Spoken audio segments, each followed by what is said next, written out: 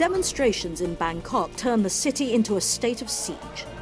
Though initially non-violent, on Sunday it happened. A protester killed in clashes. Concerned that there might be a repeat of demonstrations 3 years ago, people here are holding their breath. But no one felt assured when the Prime Minister had to evacuate from Government House and move to a safe, secret location. The woman at the centre of the storm, Yingluck Shinawatra, the Prime Minister. She still has strong support among those who voted for her, but she's been in a hard political fight ever since an amnesty for her brother, the former Prime Minister, and other leaders was proposed. Accusations of continued corruption added to the crisis. So what will she do now, and what can she do? Is the military supporting her? Is she in charge? And is she prepared to reconsider the unpopular amnesty program? You'll find out as Yingluck Shinawatra, the Prime Minister of Thailand, talks to Al Jazeera. Hello, Prime Minister Yingluck Shinawatra of Thailand. Thank you very much for talking to Al Jazeera. My pleasure. I want to begin by asking you about what you see as happening in Thailand at the moment. How would you characterize it? I think the moment of the Thailand situation, I think this starting from the protesters. I think the protesters ask for the condition, and also because I think the conflict in Thailand still haven't been solving, so that's why all the protesters come back again. And only one thing that the case has been starting because of the protester going to the public area or some of the government areas, so make the number of the people aware and concerned about this situation. Who is in control of this situation? Because it feels like they're taking the initiative to a certain extent, like they occupy the Ministry of Finance. Okay. And they're still there.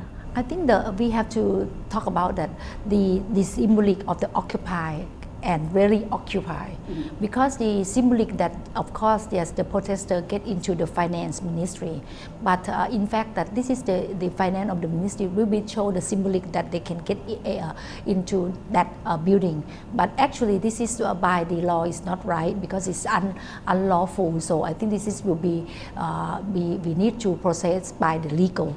And but in fact that government can continue to run on the public service to the people, because I think as a government you can go into the building, but in case of the government still have to support all the service, because it's a must that government must to provide the service and must to provide to continue the service for every group of every people of Thailand. So that's our duty.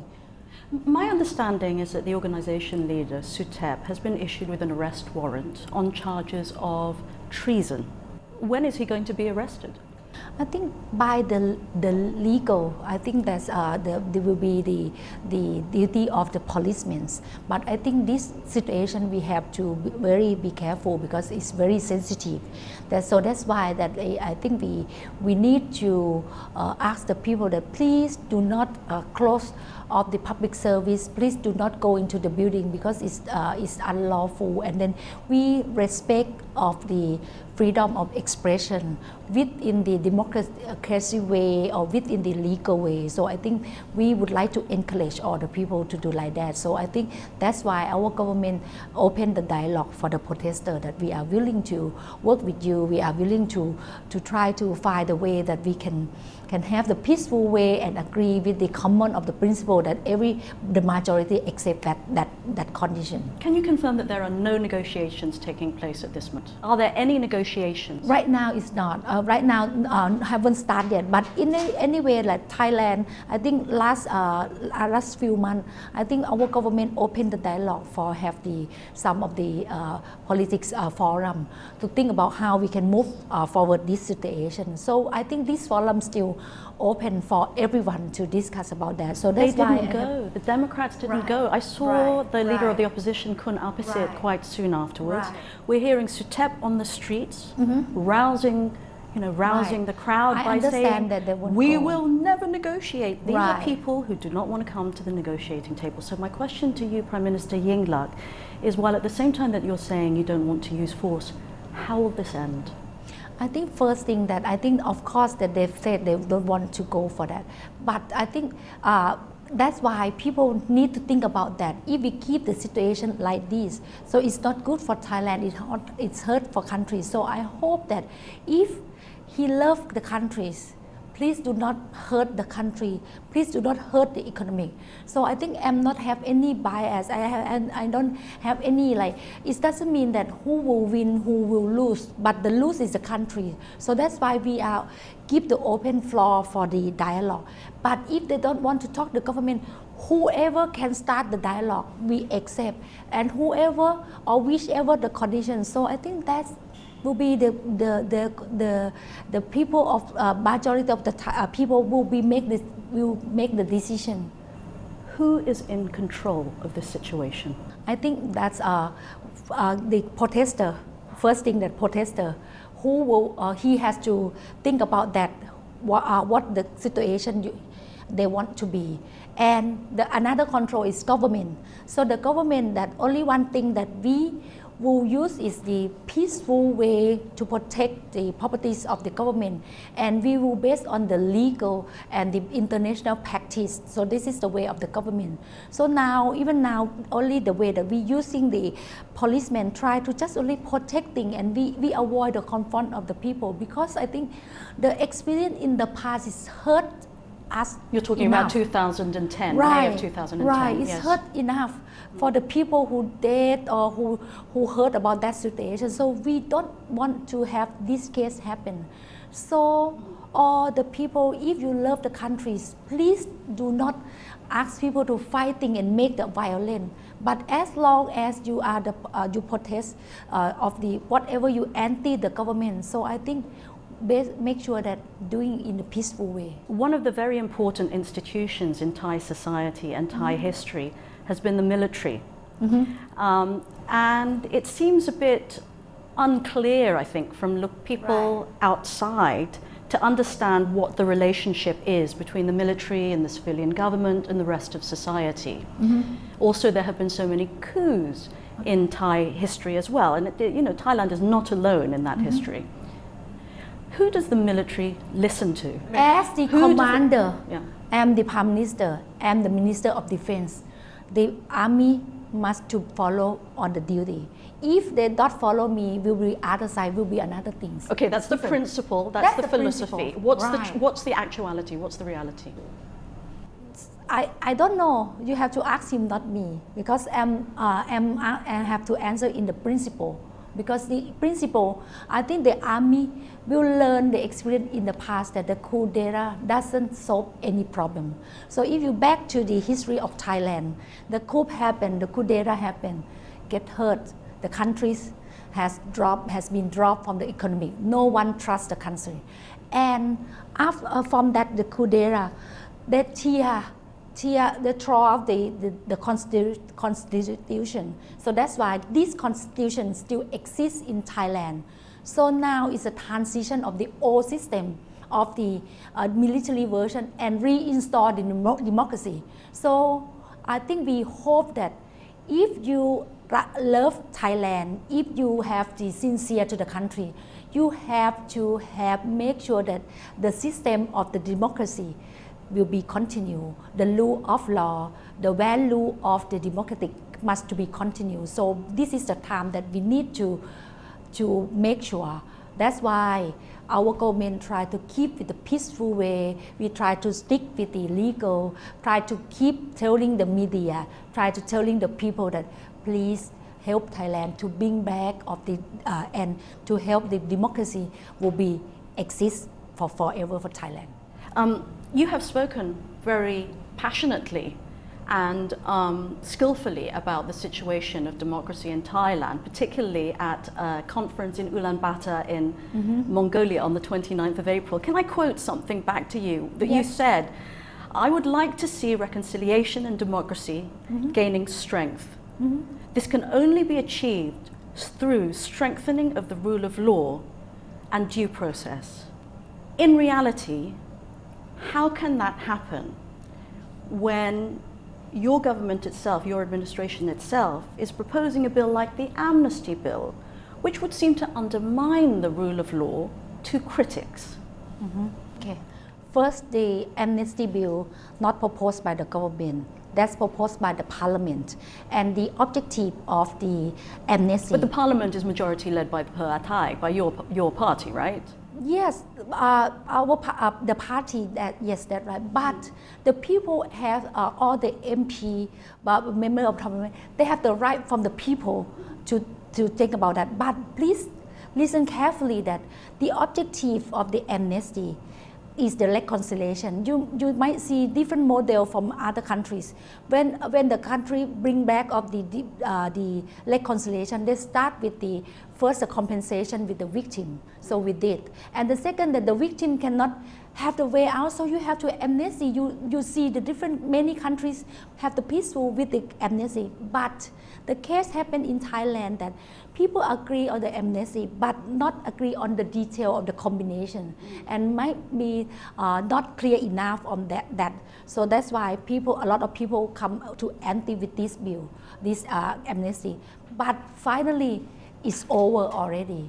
There's not going to be anything more because there are some rumors that it might come back after 180 days. No, that's I think all the commitment from like the member of the parliament, the leader of the party, all parties, and the Senate, also even the government. So we announced that this is been over. So, but the protesters keep talking about that. But in the practical of the legal, we need the time for a while to drop by naturally. We can't do anything beside of the law against the law, but the commitment with the whole countries, please trust with this situation. Please be, because the situation that that's why people try to say that all the amnesty will bring back, but everyone already said it's over already, including you. Yes.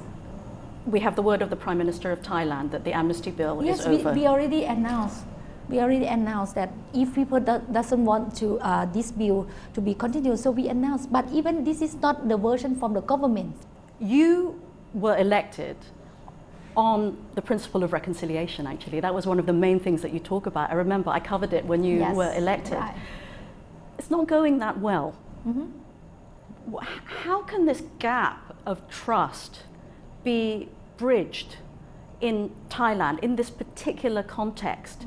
It's so bitter and it's so kind of painful to watch. I think the reconciliation, you might hear that like because like the system from the military version, the coup d'etat, have to have when the transition you have to move from old system, one system to another system. I mean from the military version from the coup d'etat.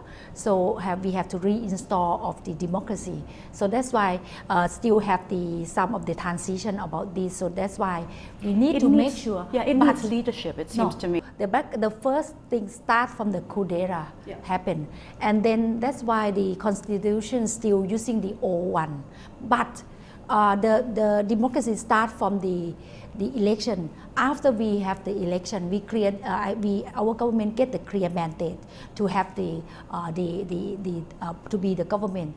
But the conflict, people still haven't solved because since the coup d'etat, people of the victims still hurt, still painful about this, but no one solved that problem.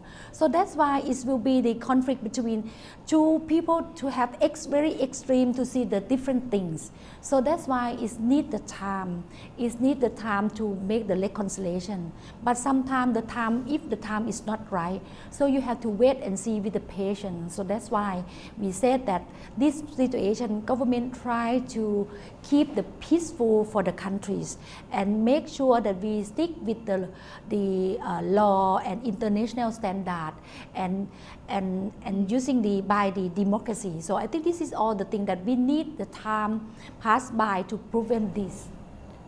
I understand, but it seems like I would say that you are in this incredibly crucial point in Thai history, where, as you say, there's this transition going on between an old order and a new order, and it's a time when leadership is needed. It would appear like people are, but what we're faced with is a bunch of rather weak forces, but each one can undermine the other one, like the people in the streets at the moment by no means constitute a majority of people in Thailand. I think people agree that if there was an election held tomorrow, there's no doubt that Pheu Thai would win, your party would win again. So how do you provide that leadership in this context? Okay, I think you have to listen on the condition of the protester. Yes. That's beyond the point. That's beyond me already. Because they want to change the new law. They want to have the people council. You could arrest the whole lot of them and arrest all of them, fine them, send them, tell them to put their whistles down because they're really noisy.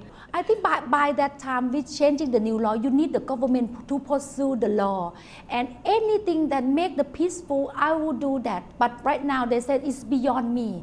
Because it's not only the myself, but they want the new law, but I don't know which kind of the legal or the constitution will be provided for the Well, they say they want, there's a quote that Kun Suthep, the protest organizer, said that he wants a, quote, truly absolute monarchy. Let me ask you, have you spoken to the king recently? I think that's regularly by the reporters or some occasions.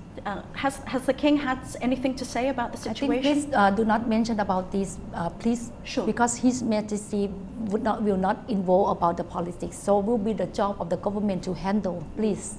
Of course. Yes, please. I just wanted to ask because it's such an important institution in Thailand. Yes, absolutely. Right. One of the criticisms that the protesters have is about the management of the economy. And that's one of the reasons why they went for the Ministry of Finance, right? They were objecting to the rice subsidy scheme, which costs 250 billion baht a year, nearly 2% of the gross domestic product. They feel that this is bad economic management. We also have an enormously expensive infrastructure improvement bill going through Parliament at the moment, which once again the opposition feel does not make economic sense. It may win you, the Pheu Thai, popular votes, but they fear it could ruin the Thai economy. And there's been international coverage as well about how it's a kind of bubble economy. Okay. You're a businesswoman. Okay. By background. Okay. What's all this about? Let me answer you one by one on the rice scheme. So the rice scheme, that the policy of the rice scheme, this is just only for helping the people. Because when you saw the gap of the lower income and higher income, quite huge, and the number of the poverties, majorities came from the people, especially the farmer. And in the past, the price of the rice very low, because the system not allow. So that's why we have this policy.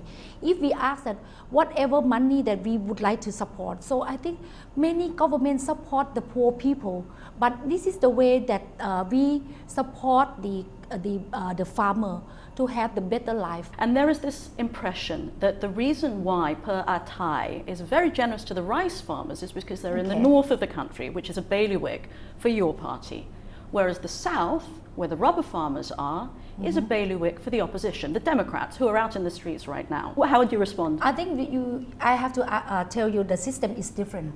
First thing that we care people, even he's from the south, from the north, people who not vote to our government or vote to government, we care the same thing. Even if they're Muslims? Yes, of course, of course. All Thai people, this is my duty. But let me compare to you that the difference that we support the rubber and the rice is different. So that's why people think that it's different, because first thing, the average of the income of the farmers a lot lower from the income of the people who are the rubber, because the farmer doesn't have their own land. So every time when they grow the rice, they have to rent the land. And then when you start with the rice, so you have to invest, you have the money to invest to rent the land, to grow the rice. And after when you get The rice you grow about like 5 or 6 months, or maximum is 8 months. But you harvest the rice, so you get one time, but you have to use for the whole years. This is like when you start, you invest every time. Next year you have to do like this. Yeah, but the rubber you can harvest every couple of days or every week. But the rubber, most of the majority of the rubber has their own land because they are higher income. And second, that government support the planting of the rubbers, so they don't have. So when we starting off to give them the trees, the rubbers, so the rubber grow up every year. Just only the variable cost to get to get that rubbers. So that's why the scheme to help is different, because they don't need to invest every year. Invest only once and can use last long, about 20 or 25 years. Everything that you've said to me is in defense of what you have already done. But it feels like, again, we're at a turning point, and that there is a possibility, without being sort of critical, but that your administration has made some mistakes. If that is the case, what changes are you looking at to get out of this situation? I think our government has to have the process of the politics in the parliament. As you stick with the legal, with the democracy, they have the system to balance and check, to counter and evaluate me. So people who evaluate me will tell who am right or wrong. So normally they have to give the time for me. And next election, if I'm do wrong and make a mistakes in the politics, so they won't let us back again. Are you going to run again? I don't know, because it depends on the people. If what position, any job that people think that I'm still useful for the countries, I would do that. But if they say that they don't need me, so I won't do that. And Kun Thaksin, your brother? I think the fact I can avoid that he's my brother. Do you speak to him every day? Sometimes, but I think speak with him, but doesn't mean that he will run the countries. I'm the one who make decision. My cabinet make the decision. What's the last thing that he said to you? Just give me the support, give me cheer up to fight with the democracy, to bring back with the peaceful, and to keep with the rule of law. And finally, your speech in Mongolia ended very movingly. You said that I hope that the sufferings of my family, the families of the political victims, and the families of the 91 people who lost their lives in defending democracy during the bloodshed in May 2010 will be justified, that their legacy will live on. Of course, you said those words not knowing that this current challenge would come to you. Have your views about Thai democracy and its nuances and how to take it forward changed? That's I think, need to let people to have understand clearly, because the case of Thailand very complicated and very difficult to understand. But I think only the open dialogue, only the new thing that we need to talk about, that how we would like to see the Thailand to move forward. Whatever that I think the mistake in the past, or whatever that the conflict in the past, that we need to have the forum. So that's why we propose the forum to talk together, and then whatever we would like to have the new system, so we'll work it. But in the principle, must to be under the democracy. If there's anything that you would like to say to the international community, what would it be? I think only one thing that the international community is that please confident to Thailand, that Thailand will handle with the political situation with the peaceful and with my best to keep the international standard and practice.